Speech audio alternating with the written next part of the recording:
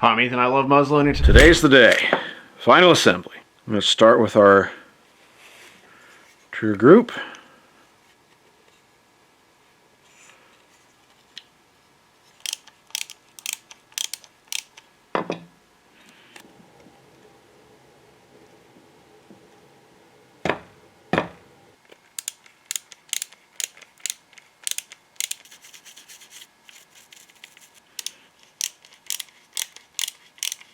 As an aside note from the kit building here, if you've enjoyed this series, I want to say that I really enjoy making them.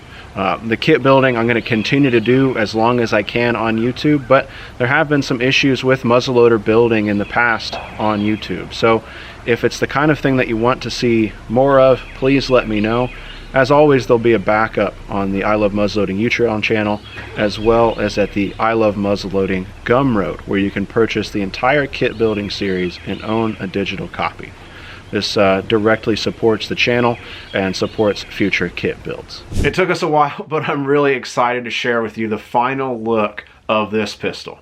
Overall, I'm really happy with how this kit turned out. I think we have a nice cohesive look across the piece. I really like how the brown steel works with the Aqua Fortis stock. We have a nice subdued look, I think, across the pistol. There's some notes of some pitting, a little bit of rust scale here and there, but I like that little variance. I wasn't going for a perfect piece, and I wasn't really going for a super aged piece, but I kind of wanted something in the middle, and I think we've got a good result with that here. I know some of you were worried about how the blued or faux cased hardened lock would look with brown hardware, but I think it works. I don't expect this lock plate and the lock pieces to stay purely blue and fresh and clean throughout time. There's going to be some residue, there's going to be some wear and tear on that, and I think that's only going to add to the look of the pistol.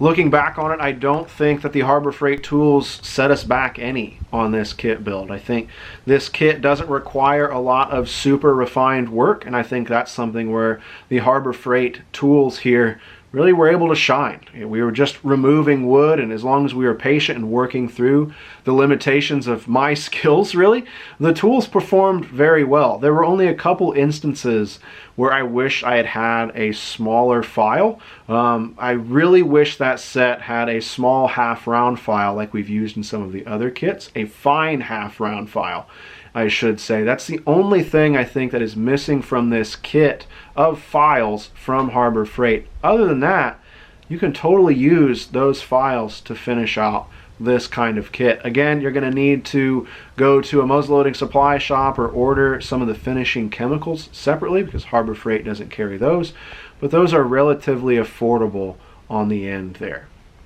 I'll have a full breakdown and review of what I thought about the kit and the kit building process in a separate video, but for right now, it's time to do the thing that we've all been waiting for and get this pistol out to the range. Nothing fancy from the loading setup here today. I'm going to be shooting some new production GoX 3F, and I'm going to be using about 15 grains. And for starting out here for plinking with a percussion pistol, a muzzleloading pistol, I don't think it's a bad idea. I've used some pre-lubed patches before, but I thought it would be fun today to try the Dawn dish soap and water patch mixture that we see going around. So that's what we're going to try. Got a fresh tin of CCI number 11 percussion caps, just purchased last year in my Ted Cash capper here, dangling from my pouch. We'll set her on half cock, dispense a cap out, and we'll take our first shot with this pistol.